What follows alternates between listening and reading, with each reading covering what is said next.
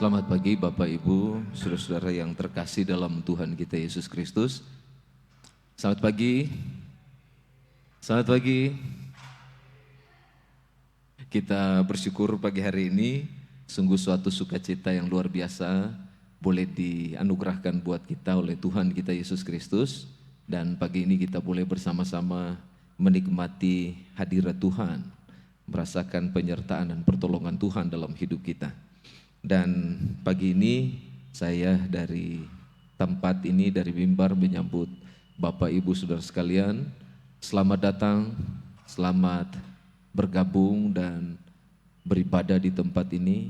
Demikian yang ada di rumah, terima kasih untuk waktu dan kesempatan yang boleh diberikan dalam menikmati kebaktian pagi hari ini.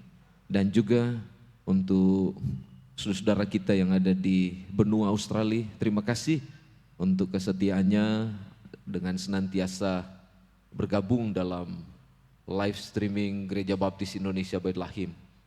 Kami bersyukur Bapak Ibu boleh bersama-sama menikmati hadirat Tuhan bersama-sama. Tuhan memberkati. Dan pagi ini ada beberapa informasi yang perlu disampaikan pada kita semua. Pertama, gereja mengucapkan selamat ulang tahun kepada saudara-saudara kita yang berulang tahun pada kesempatan minggu berjalan ini. Ada saudara Daniel Tumangger 26 November dan Ibu Evi Novianti 27 November. Kepada kedua saudara kita yang berulang tahun, kami menyampaikan selamat berbahagia di usia yang dianugerahkan Tuhan, kiranya semakin dalam dengan Tuhan dan semakin setia kepada Tuhan. Dan kemudian ada Natal Umat Baptis se-Jawa Barat yang akan diadakan pada hari Minggu 3 Desember 2023 pukul 17.00 di Wisma Shalom di Jalan Kolonel Matsuri nomor 583. Dihimbau kepada kita semua Jemaat Bethlehem untuk bisa ambil bagian dalam perayaan Natal Umat Baptis se-Jawa Barat. Jadi kalau ada yang mau berangkat, silakan menghubungi sekretariat untuk mendaftarkan diri supaya bisa terakomodasi dalam acara ini. Juga gereja menyampaikan duka cita kepada keluarga Bapak Surya Wijaya dalam usia 66 tahun. Beliau dipanggil oleh Tuhan pada hari Senin 20 November 2023 dan sekarang jenazah sudah dikremasi pada hari kemarin 23 November 2023 di Krematorium Cikadut. Gembala sidang dan seluruh diakon dan jemaat Bethlehem turut berduka cita sedalam-dalamnya atas dipanggilnya Bapak Surya Wijaya. Beliau adalah pribadi yang setia. Kita kehilangan orang yang setia, tetapi surga menyambut satu orang yang setia kepada Tuhan. Juga saya mengingatkan kepada kita semua, jangan lupa hari Rabu tanggal 29 bulan 11 ini November 2023 kita ada kebaktian tengah minggu atau kebaktian doa Rabu jam 17.30 di ruangan ini. Mari hadir dan ambil bagian dalam kebaktian doa Rabu atau kebaktian tengah minggu kita. Dan silakan saudara melihat informasi yang ada di lembaran yang ada di tangan saudara di warta gereja. Ada berbagai informasi yang boleh saudara lihat termasuk keuangan gereja dan sebagainya. Kiranya Tuhan memberkati. Dan satu informasi lagi, gereja sungguh bersyukur dan menyampaikan selamat atas diwisudanya saudara Yosep Kristiadi ya pada hari kemarin. Betul Bu Feni ya? Selamat buat Yosep, sudah ada di satu jenjang yang luar biasa ya.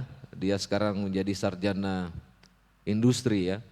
Jadi terima kasih untuk Bu Feni dan Pak Agus yang sudah membimbing dan menolong Yosep sehingga pada titik yang luar biasa diberikan oleh Tuhan. Sekali lagi selamat dan Tuhan memberkati. Bapak Ibu Saudara yang dikasihi Tuhan, mari kita berdiri bersama-sama, kita berdoa mohon pimpinan dari Tuhan.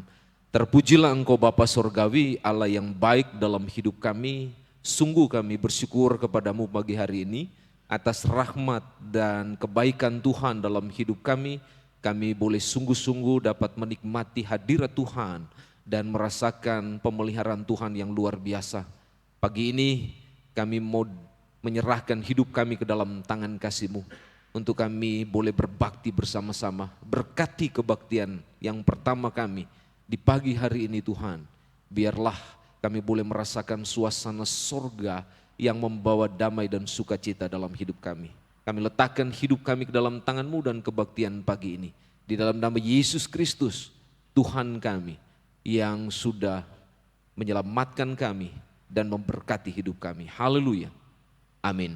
Silakan duduk kembali, Tuhan memberkati.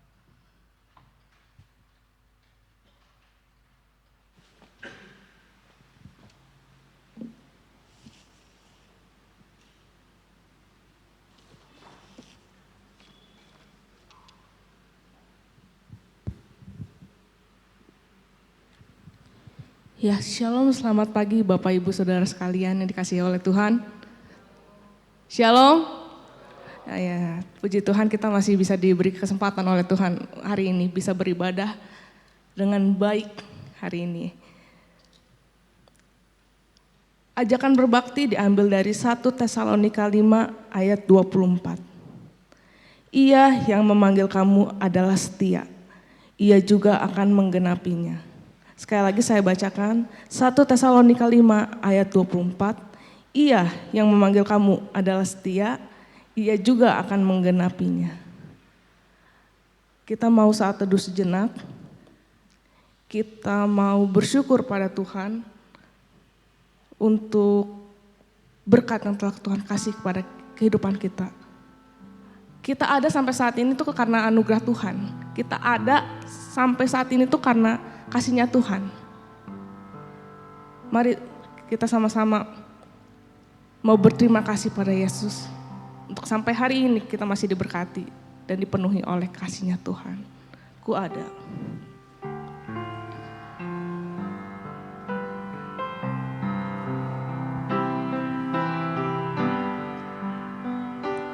Ku ada sebab anugerah-Mu.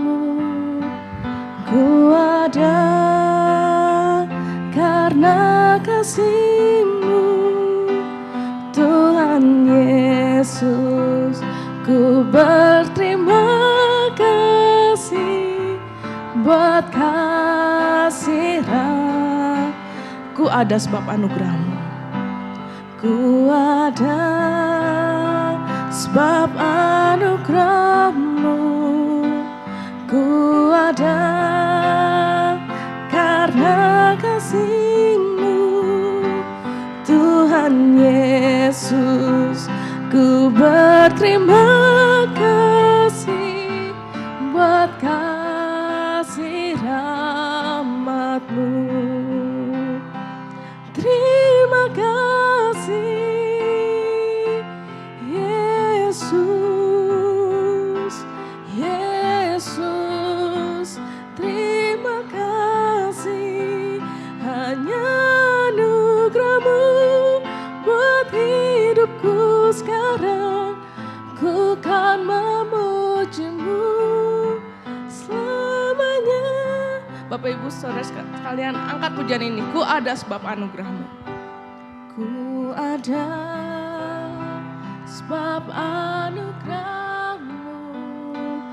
Ku ada karena kasih-Mu, Tuhan Yesus.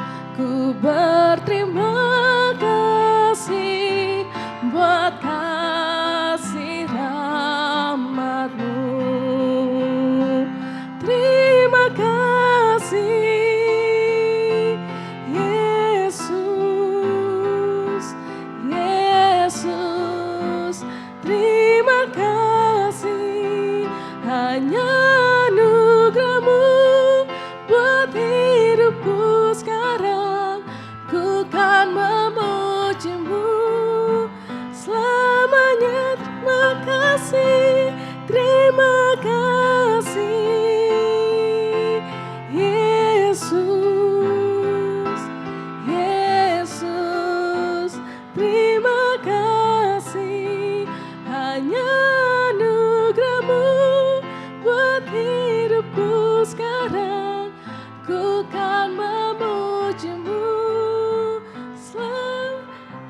anugerah-Mu, hanya anugerah-Mu buat hidupku sekarang. Ku kan memuji-Mu selamanya. Amin, haleluya. Bapak Ibu Saudara masih semangat untuk memuji Tuhan? Gak ada suaranya, masih semangat memuji Tuhan? Saya mau mengundang Bapak Ibu Saudara sekalian, kita mau ingat akan nama Tuhan Yesus. Di saat kita tertekan, dalam kita sedang senang, perlu banget kita ingat akan nama Yesus. Karena betapa indahlah namanya, Dia adalah pengharapan dunia. Amin. Saya mau undang Bapak Ibu Saudara bangkit berdiri, kita mau puji Tuhan, kita akan ingat nama Yesus. NP 271. Ingat akan nama Yesus, kau yang susah tertekan. Nama itu menghiburmu dan memberi kesukaan. Indahlah namanya, pengharapan dunia. Indahlah namanya, sukacita. Ayat kedua, kaum wanita saja. Nyatakan nama Yesus bagai perisai yang teguh. Bila datang pencobaan, bersama-sama, indahlah namanya, pengharapan dunia. Indahlah namanya, sukacita. Ayat ketiga, kaum pria saja. Sungguh indah nama Yesus, hati kita bergema bila kita disambutnya. Bersama-sama, indahlah namanya, pengharapan dunia. Indahlah namanya. Ayat keempat kita akan nyanyikan bersama-sama. Sujud dalam nama Yesus, kita akan menyembah dan menobatkannya Raja dalam surga selamanya. Indahlah namanya, pengharapan dunia. Indahlah namanya, sukacita yang bakal. Amin. Silakan duduk Bapak Ibu. Pembacaan Alkitab kita diambil dari Matius 6 ayat 33. Saya bacakan Matius 6 ayat 33. Tetapi carilah dahulu kerajaan Allah dan kebenarannya, maka semuanya itu akan ditambahkan kepadamu. Sekali lagi saya bacakan Matius 6 ayat 33. Tetapi carilah dahulu kerajaan Allah dan kebenarannya, maka semuanya itu akan ditambahkan kepadamu. Bapak Ibu, tiba saatnya kita akan menyalakan lilin Advent pertama kita yang akan dibantu oleh Bapak Pendeta.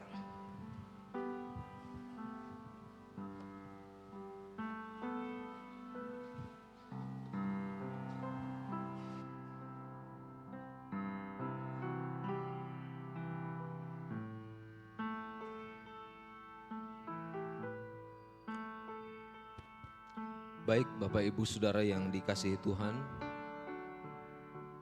pagi hari ini kita akan bersama-sama untuk memasuki masa Advent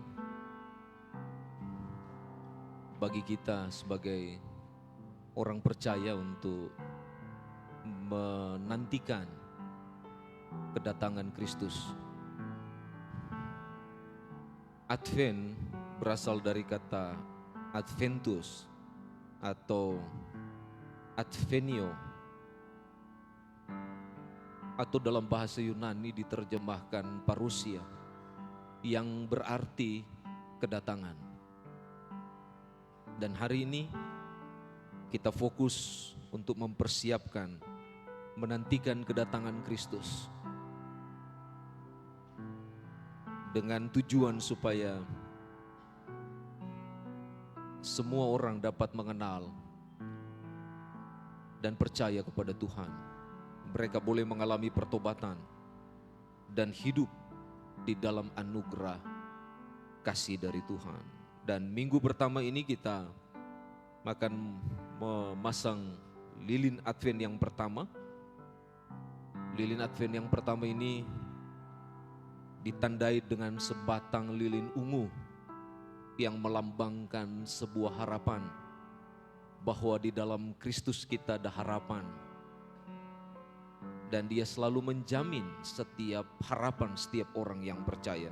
Firman Tuhan berkata seperti ini, dan engkau Bethlehem, tanah Yudea, engkau sekali-kali bukanlah yang terkecil di antara mereka yang memerintah Yehuda, karena daripada mula akan bangkit seorang pemimpin yang akan mengembalakan umatku Israel. Ini nubuat yang disampaikan oleh Mika, dan itu ada di dalam Mika pasal 5 ayat 1, untuk mengingatkan kepada kita bahwa akan ada satu pemimpin yang akan memimpin seluruh dunia, yaitu Tuhan kita Yesus Kristus. Dimohon kepada pembawa lilin keluarga Bapak Bambang untuk menyalakan lilin Advent yang pertama. Dipersilakan.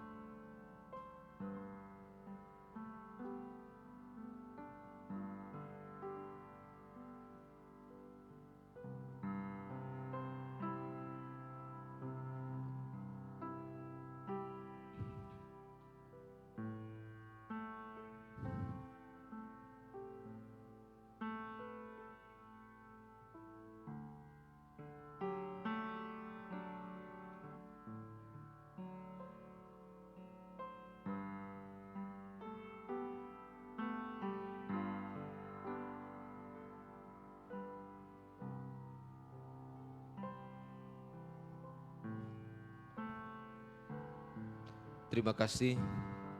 Dengan lilin yang menyala memberi harapan kepada kita bahwa Kristus akan datang kembali, dan mari kita mempersiapkan diri kita supaya kita layak menyambut kedatangannya. Tuhan memberkati kita semua. Terima kasih kepada Pak Pendeta.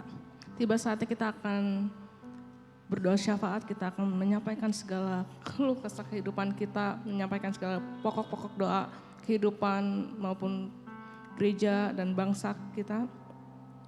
Sujud di altarnya menjadi lagu pujian menyiapkan hati kita untuk berdoa syafaat.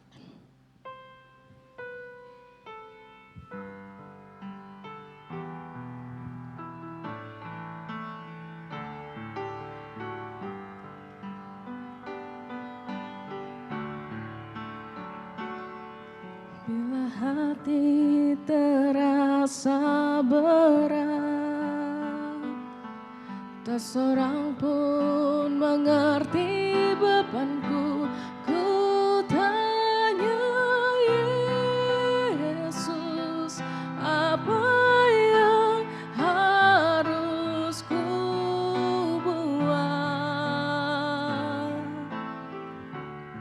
Dia berfirman, mari datanglah.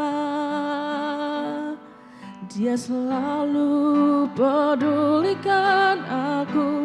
Ku datang Yesus, Dia pikul segala bebanku.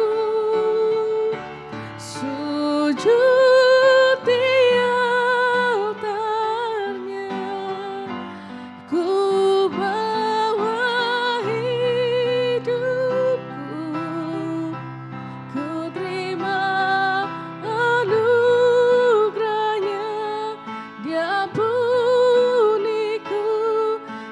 bebaskanku.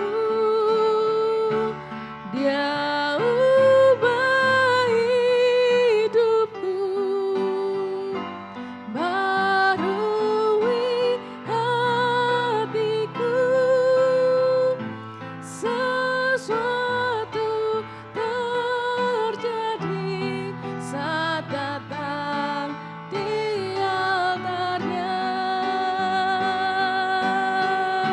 Sujud di altarnya, ku bawa hidupku, ku terima anugerahnya.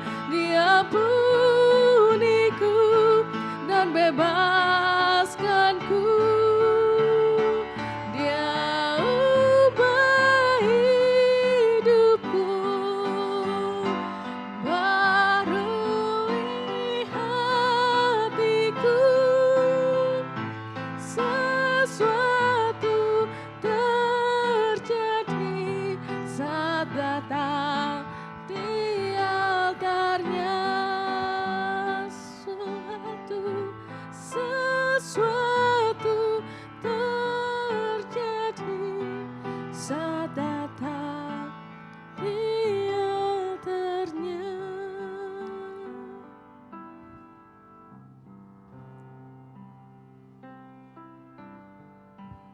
Pagi ini ya Bapa, kami datang dengan segala keberadaan kami,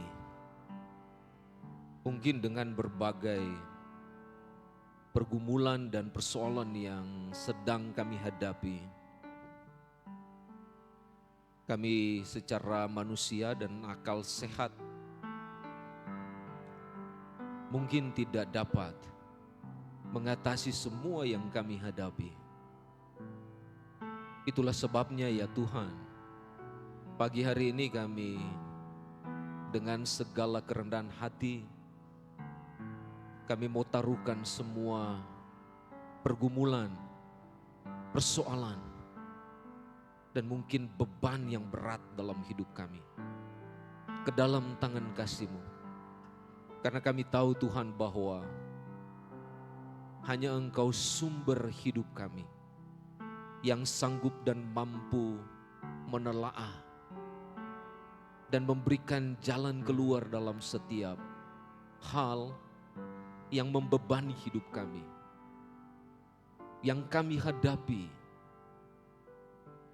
yang mungkin menyakitkan hati kami dan segala keberadaan kehidupan kami. Itulah sebabnya tolong kami Tuhan, supaya pagi ini kami benar-benar menaruhkan semuanya kepada Engkau. Karena Engkau berfirman, serahkanlah segala kekhawatiranmu kepada Engkau, maka Engkau akan menolong kami dan memberikan jalan keluar dalam hidup kami. Bapa Sorgawi, pagi ini kami meletakkan setiap iman dan pengalaman kehidupan rohani kami kepada Engkau.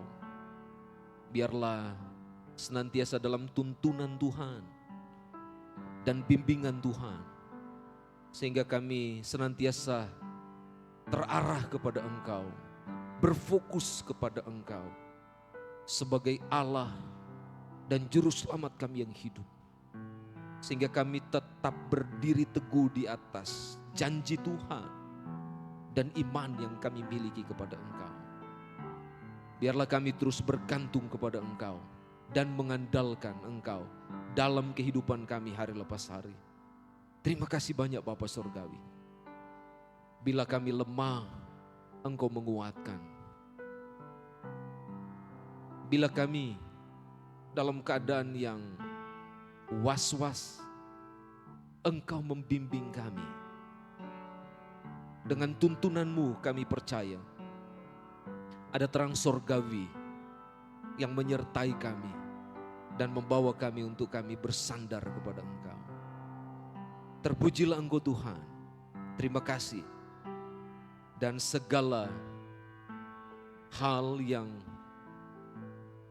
kami rindu Tuhan, supaya nyata bagi kami.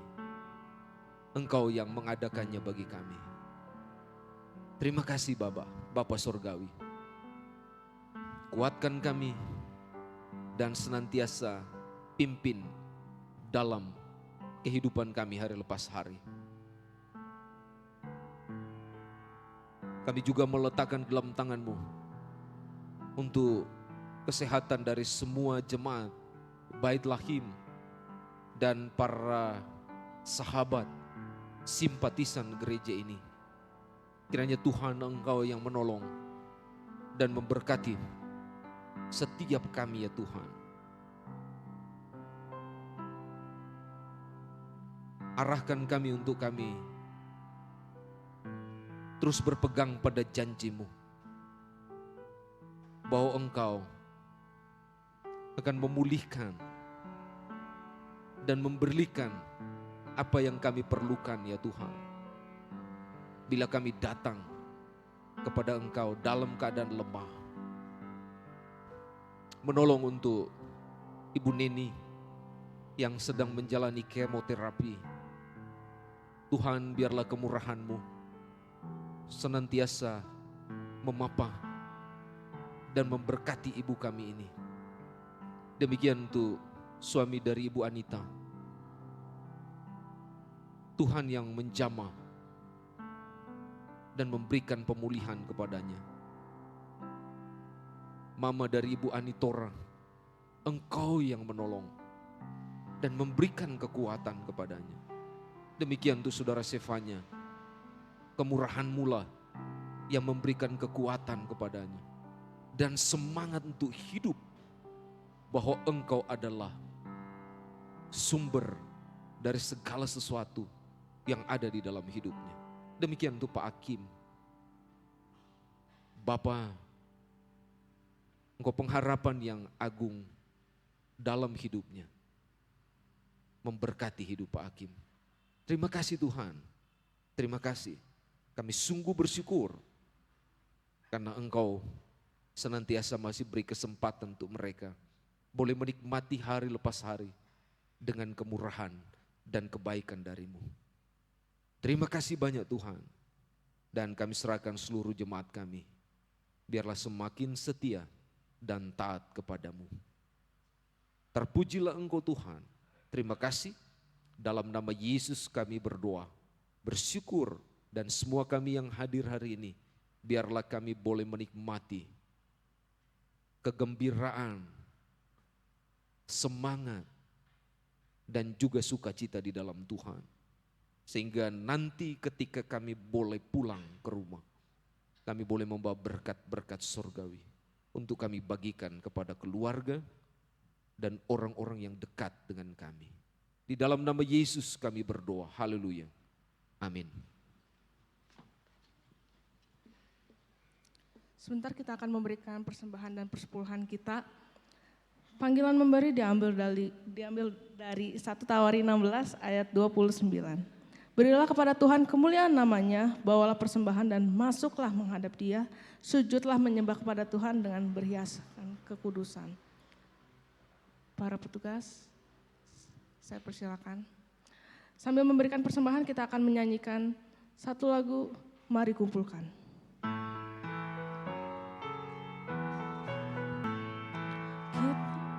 Kita menaburkan biji kebenaran pada pagi hari, siang dan petang.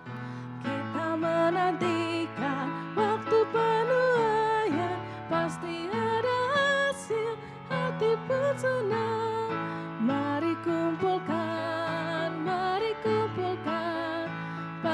ada hasil, hati pun senang.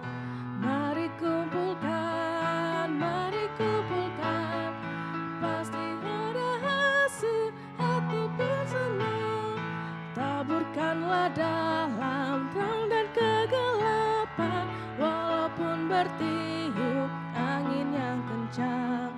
Kerja dan usaha akan digenapkan, pasti ada hasil, hati pun senang. Mari kumpulkan, pasti ada hasil, hati pun senang. Mari kumpulkan, pasti ada hasil, hati pun senang. Saya undang Bapak Ibu untuk bangkit berdiri. Kita mau berdoa untuk persembahan kita. Berkati persembahanku akan menjadi doa untuk persembahan kita. Berkati persembahanku, berkati karyaku juga, usaha ada padaku, namun Tuhan yang berkuasa. Amin. Silakan duduk kembali.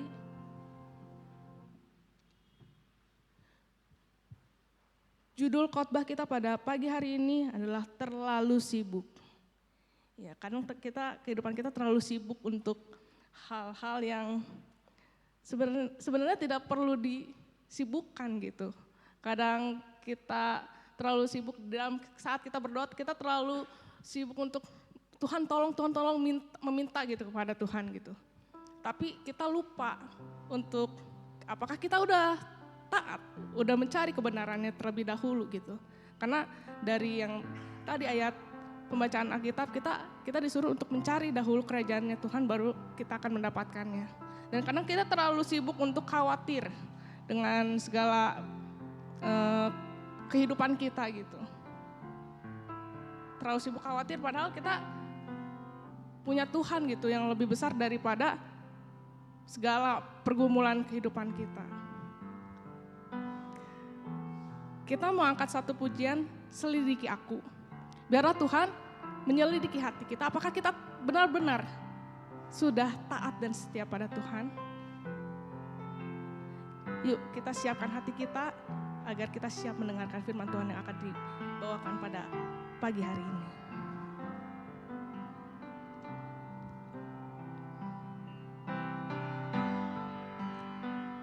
Selidiki aku, lihat hatiku, apakah ku sungguh mengasihimu, Yesus, Kau yang Maha Tahu dan menilai hidupku, tak ada yang tersembunyi bagimu. Telah kulihat kebaikan-Mu yang tak pernah habis di hidupku. Ku berjuang sampai akhirnya, Kau dapati aku tetap setia. Kita ulang sekali lagi dari awal, selidiki aku Tuhan. Selidiki aku, lihat hatiku, apakah ku sungguh mengasihimu, Yesus, Kau yang Maha Tahu dan menilai hidupku, tak ada yang tersembunyi bagimu. Telah kulihat kebaikan-Mu yang tak pernah habis di hidupku. Ku berjuang sampai akhirnya, Kau dapati aku tetap setia. Telah kulihat kebaikan-Mu yang tak pernah habis di hidupku.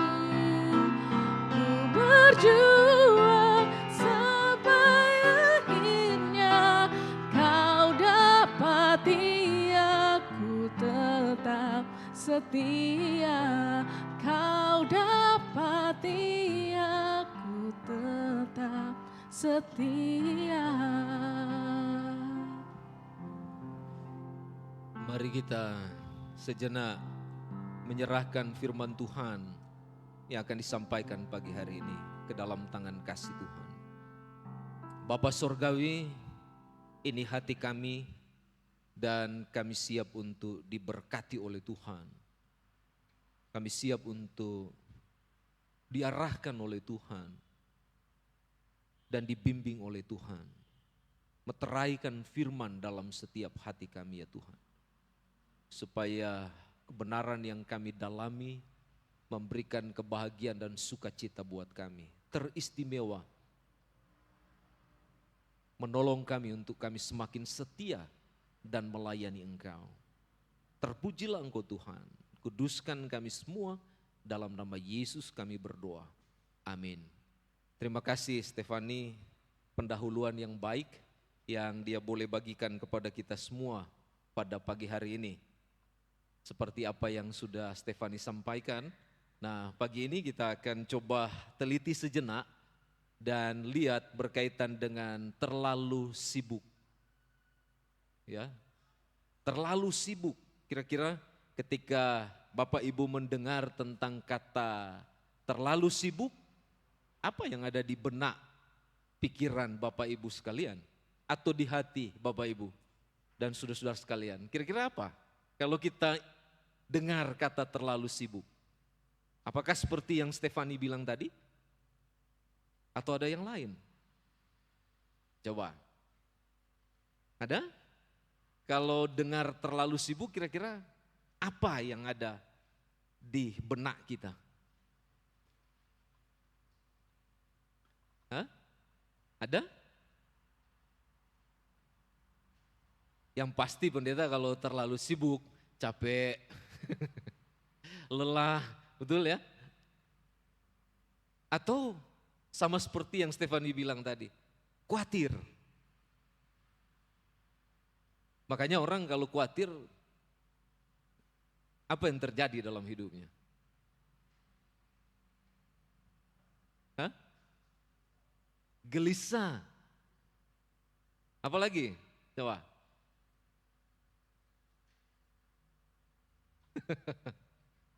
Ya. Nah, suatu ketika, jadi saya mau mulai ini dengan begini.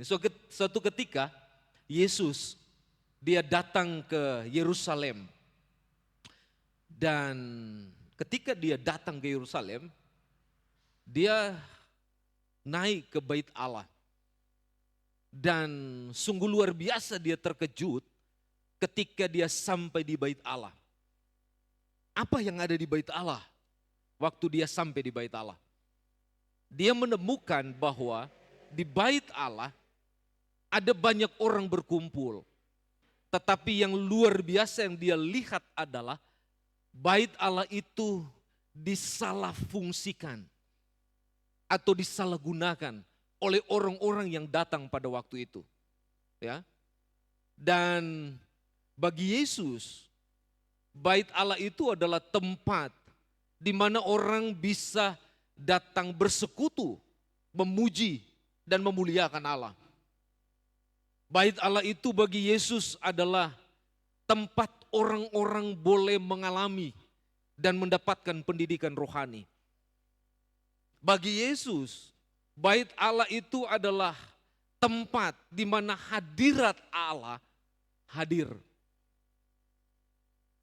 Tapi yang dia lihat dan yang terjadi di dalam Bait Allah itu adalah Bait Allah itu dialihfungsikan.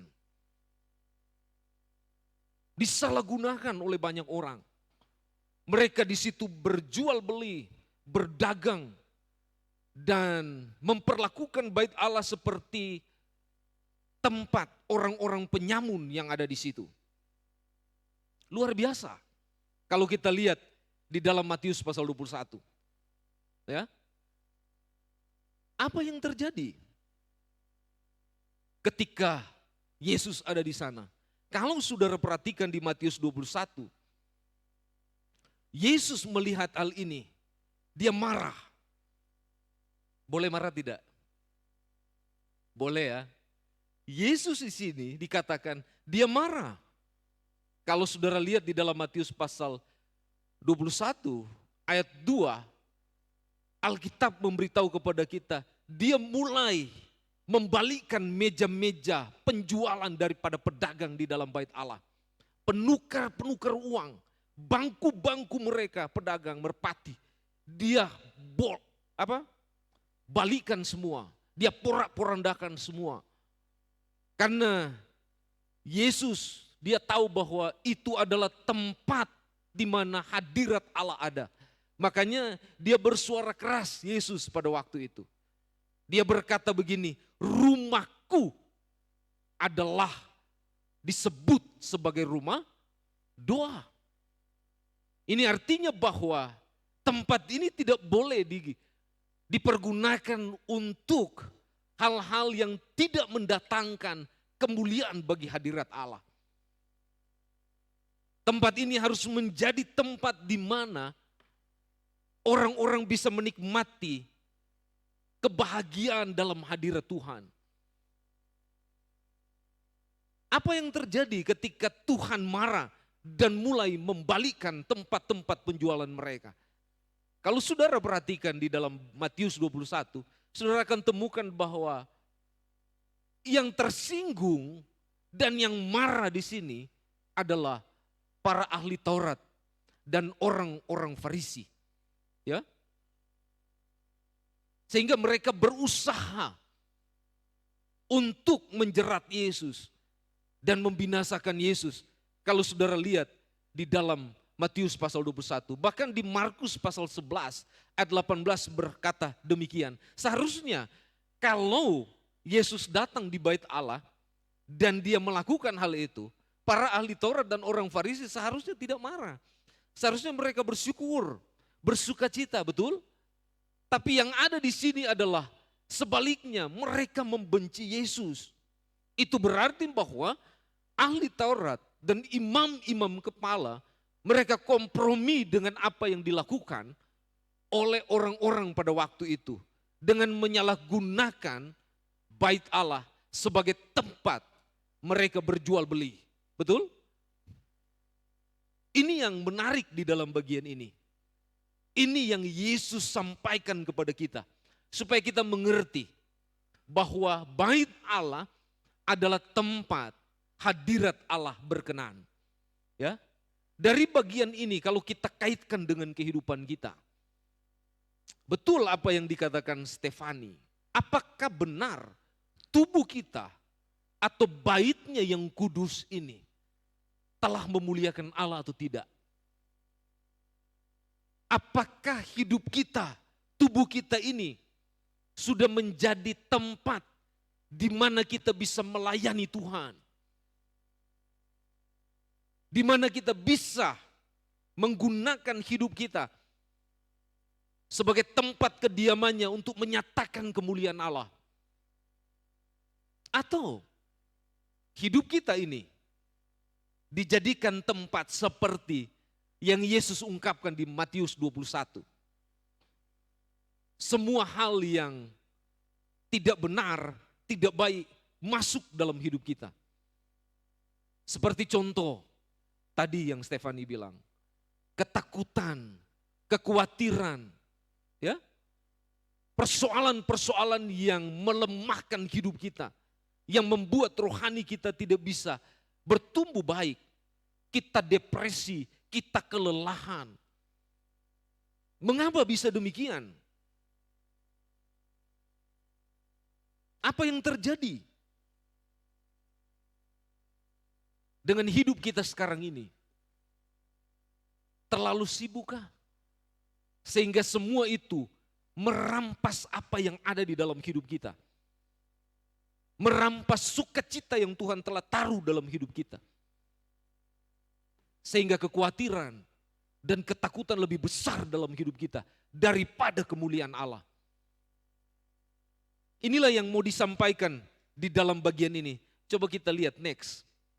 Ya. Firman Tuhan berkata begini. Di dalam ayat 33 Matius pasal 6, tapi carilah dahulu kerajaan Allah dan kebenarannya, maka semuanya itu akan ditambahkan kepadamu. Next kita lihat. Ya. Nah, ini yang saya ingin sampaikan pada saudara. Di dalam Matius pasal 6, yang disorot oleh Tuhan Yesus di dalam bagian ini ketika dia menyampaikan khotbah di bukit adalah bukan soal uang, bukan soal harta benda,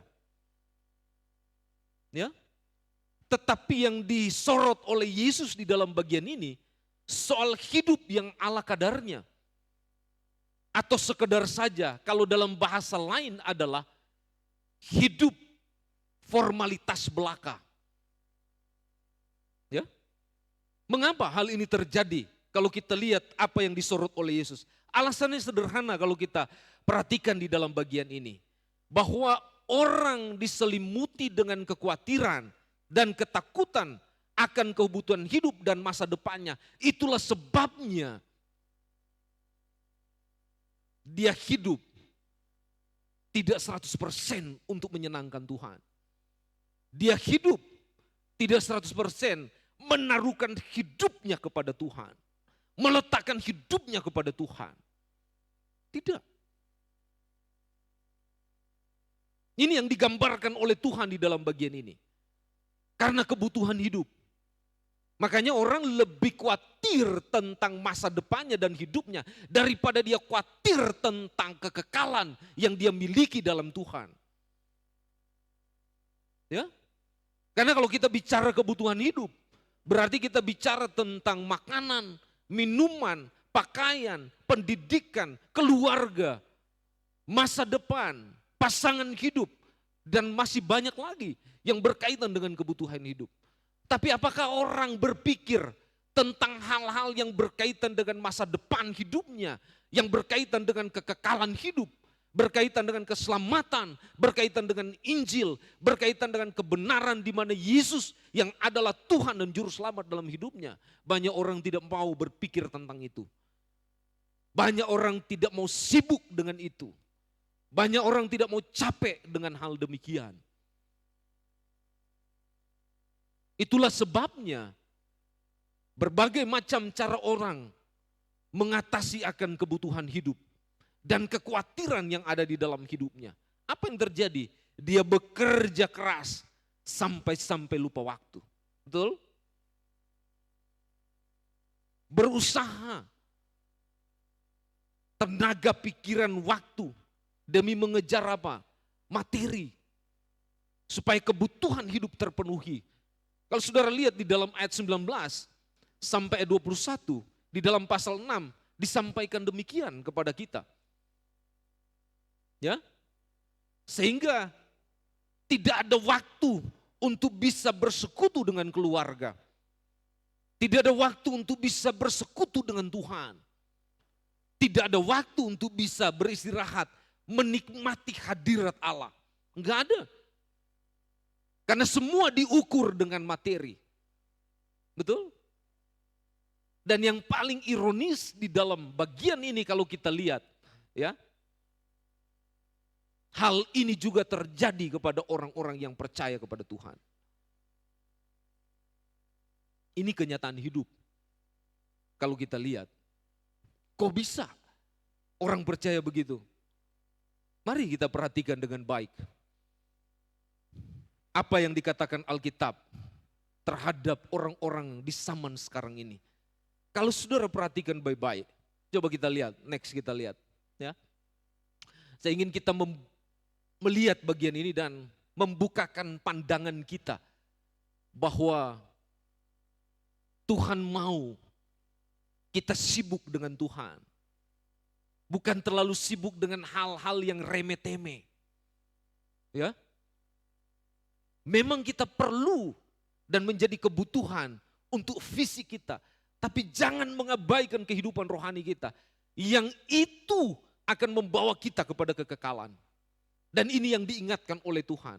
Kalau saudara lihat di dalam bagian ini. Kenapa orang bisa ada pada situasi yang seperti saya sampaikan tadi. Yang pertama kalau saudara lihat di sini. Orang di zaman sekarang, mereka tidak pernah memikirkan tentang Allah. Betul? Ayat 19 berkata begini. Coba lihat di Matius pasal 6 ayat 19. Firman Tuhan berkata begini. Bagus sekali. Ayat ini sampaikan kepada kita. Firman Tuhan bilang begini, janganlah kamu mengumpulkan harta di bumi. Di bumi ngengat dan karat merusakannya, dan pencuri membongkar serta mencurinya. Kenapa Tuhan bicara tentang ini? Karena yang dikejar orang itu bukan soal bagaimana Allah dimuliakan, bukan soal bagaimana hadirat Allah bekerja, bukan soal bagaimana rohani itu bertumbuh. Tapi yang kita lihat di dalam bagian ini, dari ayat ini, kita bisa memahami bahwa manusia di bawah kolong langit ini, termasuk seperti yang saya bilang tadi, cenderung dia bersifat individualistis, materialistis, segala sesuatu diukur dengan materi dan kepentingan. Itu yang terjadi. Ini artinya bahwa manusia itu yang ada di benak pikirannya adalah hanya harta saja. Tidak pernah berpikir tentang Allah. Ini yang diungkapkan di dalam ayat 19 kalau saudara lihat ayat ini. Mengumpulkan harta di bumi. Ya. Makanya kalau kita perhatikan baik-baik, dari zaman Yesus sampai hari ini, ya, orang tidak pernah melihat dan mengukur hidupnya bagaimana Allah telah menolong hidupnya. Bagaimana Allah telah berpengalaman dengan hidupnya. Bagaimana Allah telah menyelamatkan hidupnya. Dan bagaimana Tuhan telah memberikan kemenangan kepada dia dan memberikan pertolongan dalam hidupnya. Tidak pernah dipikirkan oleh orang. Yang dipikirkan oleh orang adalah bagaimana supaya hidupnya dapat menikmati apa yang disebut dengan harta benda. Tidak salah kita mencari harta benda. Dan Tuhan tidak pernah melarang. Tapi yang Tuhan larang adalah apabila hati kita terpaut jauh kepada harta itu daripada kepada Dia yang menyelamatkan hidup kita. Karena banyak orang berpikir bahwa harta itu penting dan terpenting dalam hidup. Itulah sebabnya banyak orang berlomba-lomba mengumpulkan itu. Betul? Tapi coba perhatikan sekarang. Apakah ada banyak orang berlomba-lomba untuk melayani Tuhan dan mengasihi Tuhan lebih dalam? Mau dibandingkan dengan dua hal ini, lebih berat di sebelah ini daripada yang ini. Lebih berat orang mencari harta dan segala isinya daripada melihat bagaimana kehidupannya di pemandangan Allah. Tidak salah. Tapi bagi orang yang percaya kepada Tuhan, kalau lebih berat ini, ada konsekuensi di bagian ini. Konsekuensinya sederhana adalah Tuhan, Dia akan mendisiplin orang-orang yang lebih memprioritaskan dunia daripada kebenaran. Ya? Salah satu contoh yang ada di dalam Alkitab, kita boleh lihat bagaimana keluarga Imam Eli. Ada yang kenal keluarga Imam Eli? Ada yang tahu? Kurang apa mereka? Seorang imam, dia dihargai, dihormati. Dia memiliki segala sesuatu. Karena dia penghidupannya ada di situ sebagai seorang imam. Ya? Tapi apa yang terjadi? Anak-anaknya tidak memperlihatkan bagaimana pikiran hati hidup mereka kepada Tuhan. Sehingga Alkitab memberitahu kita bahwa Tuhan mencabut nyawa mereka. Ingat, hidup kita ini singkat. Betul? Kita tidak pernah menduga kapan kita akan pergi meninggalkan dunia ini. Bisa detik ini, bisa hari nanti, dan bisa akan datang. Tapi kita tidak pernah memprediksi itu. Yang tahu adalah Tuhan. Karena hidup dan mati ada di dalam tangan Tuhan. Amin. Dan itu yang kita boleh lihat terjadi pada satu anggota jemaat kita yang setia. Biasanya beliau duduk di sana. Ya. Tapi hari ini rambut putihnya enggak kelihatan. Karena dia sudah bersama-sama dengan Tuhan. Dia masih bergereja. Besoknya tidak ada. Itu artinya apa? Hidup singkat. Betul? Makanya firman Tuhan hari ini mau mengajarkan kita bahwa kita harus lebih mengutamakan dan menomorsatukan hal-hal yang berkaitan dengan bagaimana membangun jiwa kita, membangun rohani kita. Tidak salah kita bekerja, tidak salah kita mencari nafkah, tidak salah kita mencukupi kebutuhan keluarga. Tapi kalau itu yang menjadi fokus utama dalam hidup kita, Alkitab memberitahu kepada kita bahwa kita telah menyimpang dari apa yang kita imani kepada Tuhan. Kita bersandar kepada Tuhan. Dan disinilah letak banyak orang tidak menyadari bahwa dia telah kehilangan segala-galanya. Ketika dia tidak fokus tentang Allah, ketika dia tidak fokus tentang kekekalan, ketika dia tidak fokus tentang kebenaran, dia kehilangan segala sesuatu. Itu yang diungkapkan di dalam bagian ini. Yang kedua, kalau saudara lihat di dalam bagian ini, ayat 23 di dalam pasal 6 ini, firman Tuhan berkata begini, sangat menarik dia menggunakan ayat ini. Jika matamu jahat, gelaplah seluruh tubuhmu. Jadi jika terang yang ada padamu gelap, betapa gelapnya kegelapan itu. Luar biasa penggunaan bahasa dalam bagian ini. Ya. Kok orang tidak fokus kepada kebenaran? Apa yang membuat dia tidak fokus? Selain tidak memikirkan tentang Allah. Yang kedua, next kita lihat di dalam bagian ini. Ya. Disampaikan dalam bagian ini. Nah, ini dia. Orang atau manusia dia mengambil jalannya sendiri. Ya. Kita bisa bandingkan dengan Yesaya 53 ayat 6. Cita rasa orang yang seperti ini adalah dimanjakan oleh kesenangan dunia dan membuatnya asing terhadap kebutuhan akan Tuhan.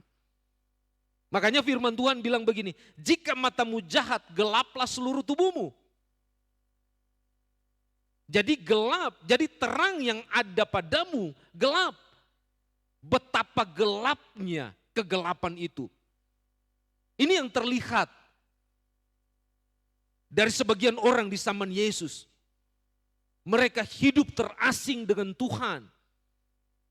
Karena seluruh hidup mereka gelap dan mengambil jalannya sendiri. Artinya bahwa orang-orang di zaman itu tidak peduli dengan Tuhan. Kalau kita kaitkan dengan hidup kita sekarang ini, tidak jauh berbeda orang di zaman Yesus dengan zaman kita sekarang. Betul? Sekarang orang tidak peduli dengan Tuhan. Tidak mau tahu dengan agama. Tidak mau mengerti tentang apa yang Tuhan rindukan di dalam hidupnya. Karena tertawan dengan kegelapan dunia. Sehingga orang ada pada titik terendah. Ya. Tanpa dia sadari, dia telah kehilangan segala sesuatu di dalam hidupnya. Tuhan yang berkuasa atas hidupnya. Makanya orang kalau dia kehilangan Tuhan, hidupnya selalu berpikiran kepada kejahatan. Hidupnya selalu berpikiran kepada hal-hal yang tidak menyenangkan hati Tuhan. Hidupnya selalu terarah kepada hal-hal yang memberontak kepada Tuhan. Dan Alkitab bilang di sini, orang zaman sekarang ini lebih egois. Betul? Tidak mau peduli dengan kebenaran. Alkitab bilang begini, orang yang model kayak gini, berarti dia sedang memberontak kepada Tuhan. Orang yang egois adalah pemberontak kepada kebenaran, kepada Injil, kepada Tuhan. Makanya Tuhan tidak senang dengan orang yang seperti itu. Itu yang diperlihatkan oleh para ahli Taurat. Ya. Dan orang Farisi ketika Yesus dia memporak-porandakan orang-orang yang berjualan di bait Allah. Sehingga mereka mensiasati supaya Yesus itu bisa diserang. Yesus itu bisa dibinasakan. Dan itu terjadi. Ada rencana-rencana yang luar biasa yang dirancang oleh mereka. Supaya Yesus tidak bisa mengembangkan kebenaran di dalam hidup mereka. Hari ini kita diperhadapkan dengan hal demikian. Bahwa ada banyak orang mengambil jalannya sendiri. Terasing dari Tuhan. Tidak peduli dengan Tuhan. Mari kita introspeksi diri kita. Masihkah kita sibuk dengan Tuhan? Masih adakah sifat egois di dalam hati, dalam hidup kita? Terhadap pasangan kita, terhadap sesama kita, terhadap keturunan kita, atau terhadap gereja kita, atau terhadap orang lain. Ini penting untuk kita. Ya. Mari kita rawat hidup kita, supaya kita dapat melakukan perbuatan-perbuatan yang tidak mengarahkan kita kepada kita mengambil jalan sendiri. Tapi membawa kita untuk melihat bahwa kita punya Tuhan yang luar biasa. Kita punya Allah yang tidak pernah lelap. Menara yang kuat yang senantiasa menyertai hidup kita. Ini yang penting yang perlu kita tahu dalam bagian ini. Makanya Tuhan mau supaya setiap kita terarah kepada Dia. Yang ketiga kalau kita lihat, selain mengambil jalannya sendiri, ini yang ketiga, yang terakhir. Orang zaman sekarang, dia tidak mau tunduk kepada kebenaran, betul? Ayat 25 sampai 34, ini panjang sekali. Ya. Kenapa orang tidak mau tunduk kepada kebenaran? Orang tidak ada waktu untuk bisa menikmati hubungan yang erat dengan Tuhan. Orang tidak ada waktu untuk bisa membaca Alkitab. Orang tidak ada waktu untuk bisa berbakti dan bersekutu. Enggak ada waktu. Karena diselimuti dengan kekhawatiran. Dikotori dengan hal-hal yang jahat di dalam hidupnya. Ini penting buat kita. Kalau kita lihat di dalam ayat 25, di dalam pasal 6 ini, dia mulai dengan begini. Karena itu aku berkata kepadamu, perhatikan baik-baik ayat ini. Janganlah khawatir akan hidupmu, akan apa yang hendak kamu makan atau minum. Dan janganlah khawatir pula akan tubuhmu, akan apa yang hendak kamu pakai. Bukankah hidup itu lebih penting daripada makanan dan tubuh itu lebih penting daripada pakaian?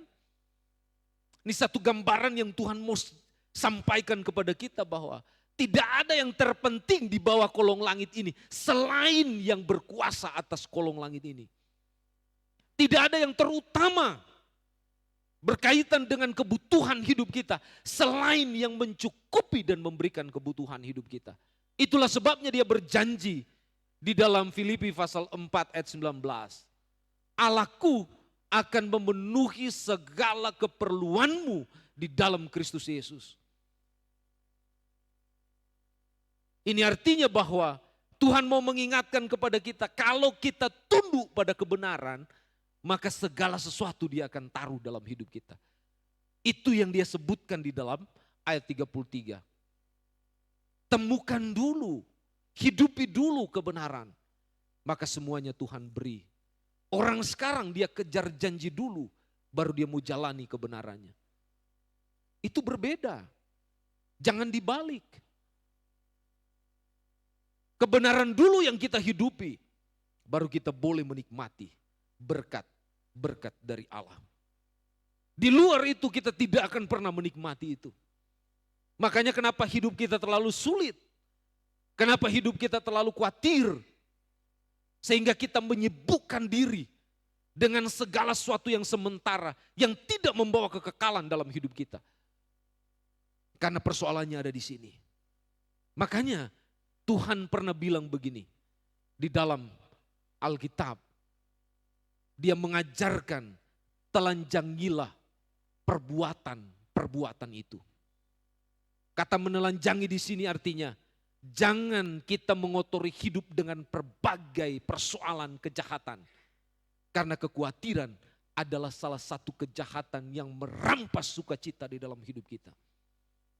Kekhawatiran adalah salah satu kejahatan yang membuat kehidupan iman kita menjadi kerdil. Kekhawatiran, kejahatan yang membuat kita tidak bisa melihat kekekalan dalam hidup kita.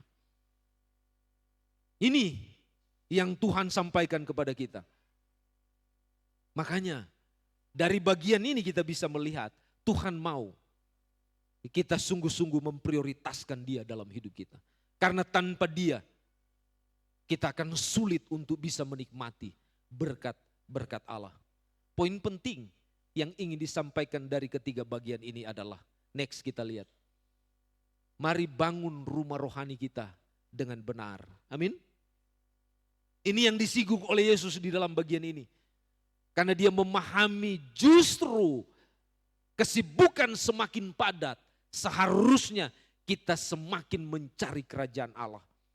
Kita semakin dalam dengan kebenaran. Kita semakin dalam hubungan dengan Tuhan. Betul? Di mana kita hidup menaati Dia. Mengutamakan Tuhan. Dan melayani Tuhan. Ada banyak orang ketika ditantang untuk melayani Tuhan. Yang kita dengar adalah apa? Sorry pendeta, saya sibuk. Banyak pekerjaan yang harus saya tuntaskan. Ingat baik-baik. Sesibuk-sibuk saudara, Tuhan, Dia tidak pernah lalai mendampingi hidup saudara. Amin. Tetapi sesibuk-sibuk saudara, saudara mengabaikan Tuhan dalam hidup saudara. Coba. Betul tidak?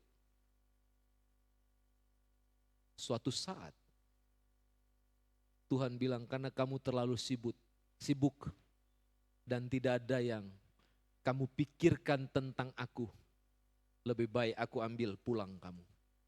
Mau ngomong apa kita? Di masa muda Tuhan ambil hidup kita. Kita mau bilang apa? Di masa aktif, usia 30 sampai 50, Tuhan ambil hidup kita. Kita mau bicara apa?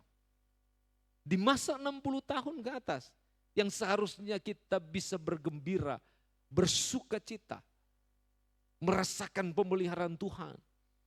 Tuhan ambil hidup kita. Kita mau ngomong apa? Makanya jangan pernah tolak tentang apa yang Tuhan mau terjadi dalam hidup saudara. Kalau Dia beri kesempatan kepada kita, hari ini masih bernafas, itu berarti Dia mau beri peluang kepada kita untuk kita mau menyenangkan Tuhan. Kita mau melayani Tuhan. Amin.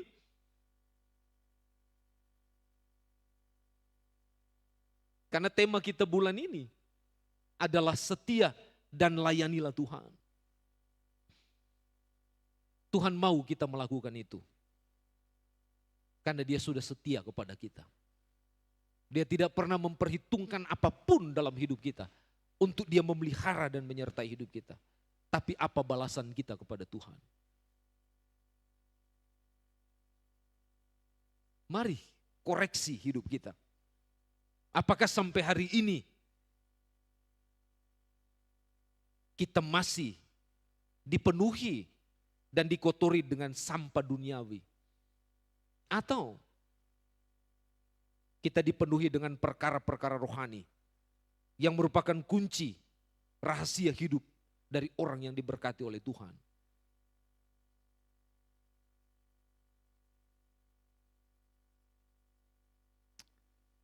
Banyak orang yang mau dicukupkan dulu hidupnya, baru dia mau kasih hidupnya buat Tuhan. Tapi saya mau beritahu bagi kita saat ini, jangan dibalik. Firman Tuhan mengingatkan kita, taruh hidup kita dulu kepada Tuhan, baru semua Tuhan tambah. Tuhan beri bagi kita. Bila kita tidak melakukan itu, kita seperti 3 poin tadi. Sehingga orang sibuk dengan dirinya sendiri. Bukan sibuk dengan apa yang berkaitan dengan kekekalan dalam hidupnya. Saudara-saudara yang saya kasih dalam Tuhan, apakah hidup kita saat ini benar-benar berfungsi sebagai bait Allah? Tempat di mana roh Allah bekerja. Menjadi tempat kebenarannya dibagikan atau tidak? Sudahkah tanpa terkecuali hidup kita menjadi saluran berkat? Sehingga ada banyak orang bisa mengenal Allah dan takut akan Tuhan. Atau kita lebih menempatkan hal-hal yang tidak menyenangkan hati Tuhan dalam hidup kita. Biarlah ini menjadi pemikiran kita, perenungan kita. Karena waktu kita singkat. Dan ingat, tidak lama lagi Tuhan akan datang kembali. Dunia begitu cepat, waktu begitu cepat berlalu. Coba bayangkan, kita bisa renungkan, tanpa kita sadar kita sudah ada di penghujung tahun. Padahal mungkin kalau kita ingat, belum lama kita merayakan Natal, sudah mau Natalan lagi. Itu berarti waktu kita mulai cepat berlalu. Mari gunakan hidup kita, manfaatkan hidup kita dengan kita membangun rohani kita dengan benar. Di mana kita memfokuskan hidup kita untuk setia melayani Tuhan. Amin. Karena tanpa demikian kita tidak akan menjadi alat kemuliaan Tuhan. Dan kita adalah orang-orang yang paling malang di bumi ini. Saya mau simpulkan buat kita pagi ini. Firman Tuhan berkata begini. Dalam Efesus pasal 5. Saya mau kutip bagian ini untuk menjadi kekuatan kita. Efesus pasal 5, mulai ayat 15, dia berkata begini, karena itu perhatikanlah dengan saksama bagaimana kamu hidup.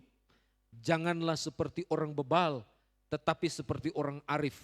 Dan pergunakanlah waktu yang ada, karena hari-hari ini adalah jahat. Sebab itu janganlah kamu bodoh, tetapi usahakanlah supaya kamu mengerti kehendak Tuhan. Tuhan memberkati kita semua. Kesimpulannya adalah fokus pada setiap langkah iman dalam membangun rumah rohani kita. Tuhan berkenan memberkati hidup kita. Kita tunduk kepala, kita berdoa. Bapa, terima kasih untuk firman-Mu pada pagi hari ini. Dan bersyukur karena kami boleh diingatkan kembali bagaimana kehidupan kami supaya sungguh-sungguh berkenan kepada Engkau. Biarlah kami tidak terlalu sibuk dengan hal-hal yang sementara, tapi kami menyibukkan diri dengan kebenaran, Injil dan kekekalan yang Tuhan telah ingatkan kepada kami dan taruh dalam hidup kami. Sehingga kami boleh memuji kebesaran-Mu sebagai hamba-hamba yang setia. Sehingga ketika Engkau datang pada kali yang kedua, Engkau mendapati kami adalah orang-orang yang setia. Terima kasih Tuhan. Terpujilah namamu. Dalam nama Yesus kami berdoa. Haleluya. Amin. Kita berdiri bersama-sama. Sekalian kita merenungkan bagian ini dengan kita memuji nama Tuhan, hati sebagai hamba.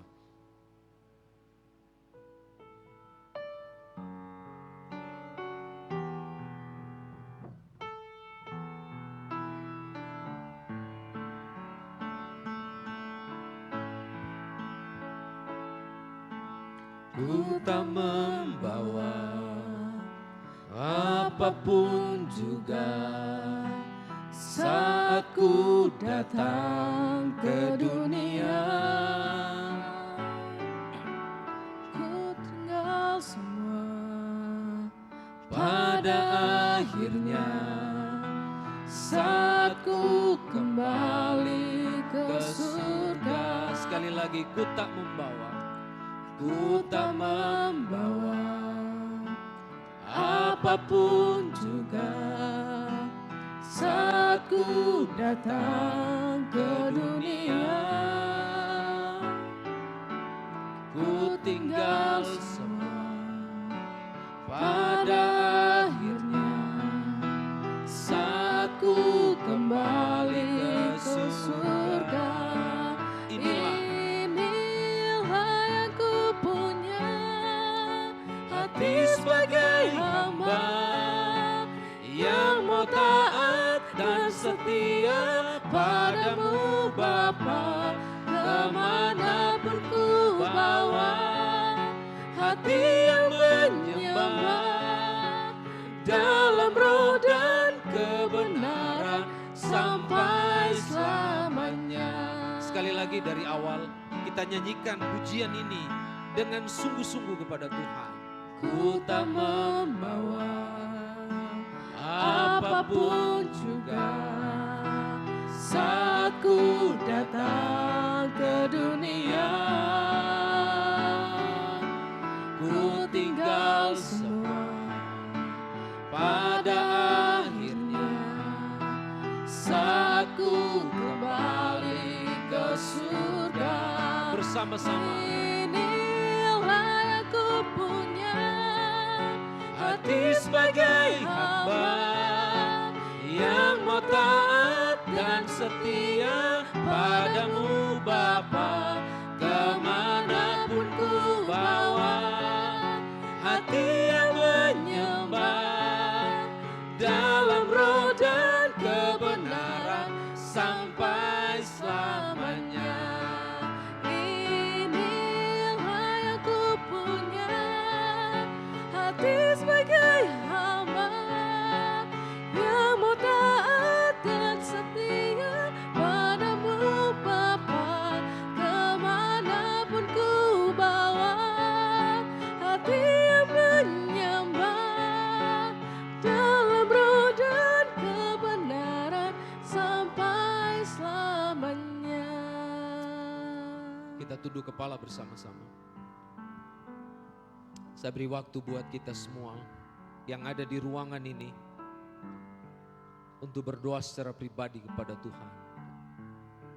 Mungkin ada di antara kita yang selama ini terlalu sibuk dengan segala aktivitas kita, tapi kita lupa dengan keluarga, kita lupa dengan istri, kita lupa dengan suami, kita lupa dengan anak-anak, kita lupa dengan orang tua, kita lupa dengan Tuhan, kita lupa dengan sesama kita, kita lupa dengan gereja kita. Ambillah waktu sejenak untuk Bapak Ibu dapat merenungkan dan berkeputusan, Tuhan, hari ini saya mau berkomitmen. Saya tidak akan pernah melupakanmu dan senantiasa melayanimu.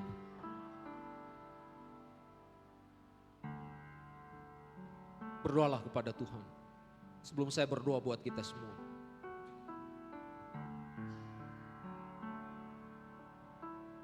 Bapa, terima kasih segala kebaikan-Mu dalam hidup kami.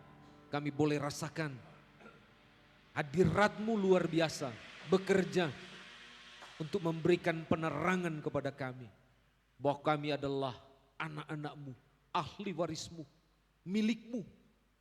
Biarlah kami senantiasa fokus kepada Engkau, sibuk dengan kebenaran-Mu, sehingga hidup kami berkenan kepada Engkau.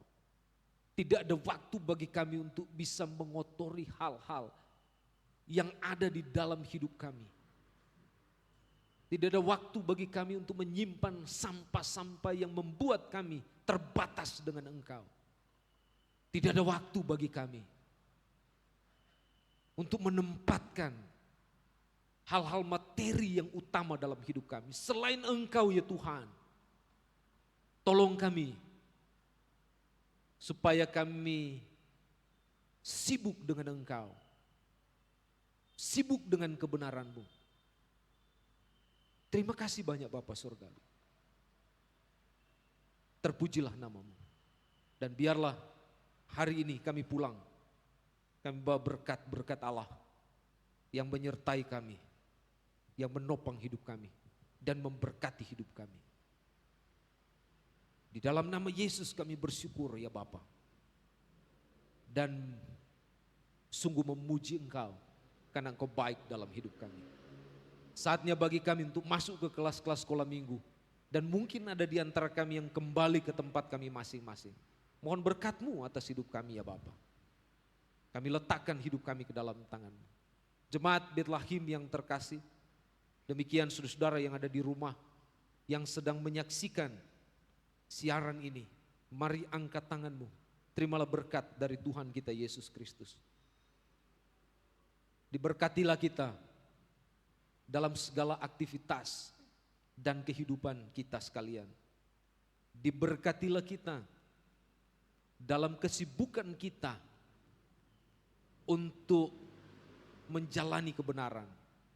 Diberkatilah kita dalam seluruh keluarga kita, membangun keharmonisan, kasih, dan perlindungan satu dengan yang lain. Diberkatilah kita dalam segala kondisi, keadaan, dan suasana jiwa yang ada di dalam hidup kami sekalian. Kiranya damai sejahtera dan sukacita dari Allah Bapa, kasih dan pengampunan dalam Yesus Kristus, dan kuasa kebenaran dalam Allah Roh Kudus senantiasa menyertai kita sekalian dari sekarang sampai Tuhan datang pada kali yang kedua. Terpujilah nama Tuhan. Haleluya. Amin.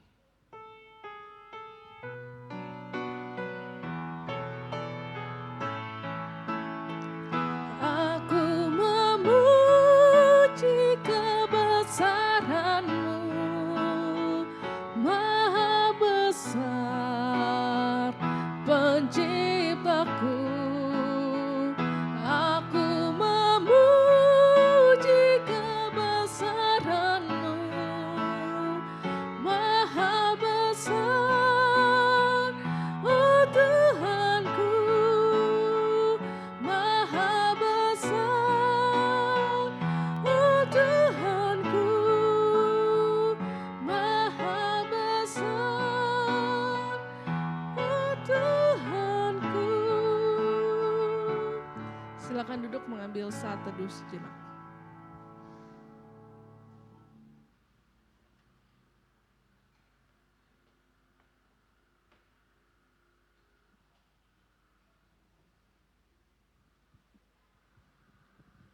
Amin, selamat pagi, selamat beraktivitas, Tuhan Yesus memberkati.